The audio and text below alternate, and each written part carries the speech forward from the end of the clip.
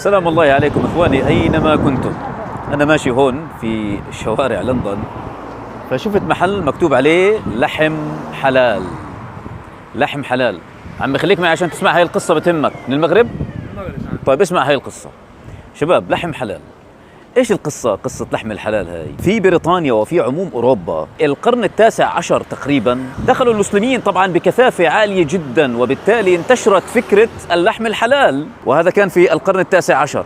ولكن اول من ادخل فكرة اللحم الحلال الى بريطانيا كانوا اهل المغرب. ولحسن الحظ هذا المحل مغربي، شوف كلها بضاعة مغربية، وحاطط الزليج هذا المغربي كمان موجود هون. كيف دخلت او كيف دخلوا المغاربة فكرة اللحم الحلال؟ القائد الكبير احمد المنصور الذهبي ارسل سفارة عام 1600 الى بريطانيا. 1600 وداها لبريطانيا، وهذا الوفد كان رئيسه الواحد النوري، وكان من فاس، رجل سياسي داهية يعني. وجاءوا بوفد كبير جدا، وكانوا لابسين هيك لباس مغربي، وكانوا أنيقين جدا مرتبين جدا. ولما دخلوا على شارع ستراند، أعتقد اسمه هيك ستراند في بريطانيا، في منتصف الشارع توقف الموكب ونزلوا وصلوا أيضا. وكانت هاي تقريبا أول صلاة تقام في لندن. صلوا، وبعديها سمح لهم بأن يذبحوا بالطريقة الإسلامية. فكانوا هم أول وفد، أول ناس بيذبحوا على الطريقة الإسلامية اللحم الحلال. لذلك هاي القصة مهمة جدا، لحم حلال. حبيت بس أنا أحطكم بصورة قصة الذبح. وطبعا إحنا بعد بكرة إن شاء الله أول أيام عيد الأضحى المبارك، فكل عام وأنتم بخير وتقبل الله الطاعات. فحبيت بهاي المناسبة إني أحكي لكم هاي المعلومة من هنا من لندن، في هذا الحي الذي يقال إنه حي المغاربة، مش هيك عمي؟ أصورك معي عادي؟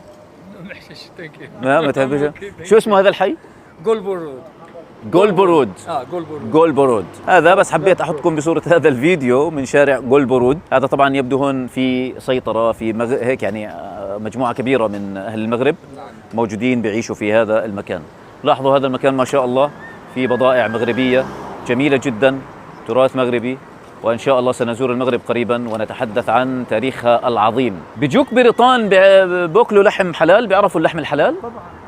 البريطان بريطانيا عندهم زكية. لا البريطان يعني بيعرف انه هذا لحم حلال، كيعرفوا الحانوت اللحم حلال، كيعرفوا إلو. كاين اللي كيبريفير اللحم، كيعجبو ياكل لحم حلال، يفضل اللحم الحلال. والله مرحبا بك. مرحبا بك. هذا بطيخ مغربي. هذا كمان هذا بطيخ مغربي. كور ديال طيب سؤال، البريطان بيحبوا اللحم الحلال؟ يعني بيطلبوه، بيعرفوا انه حلال؟ نعم يحبوا الحلال.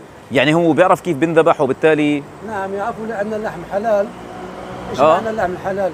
إلى اللقاء يا أهل المغرب، وإلى اللقاء إلى كل مسلم بذبح حلال. كل عام وانتم بخير.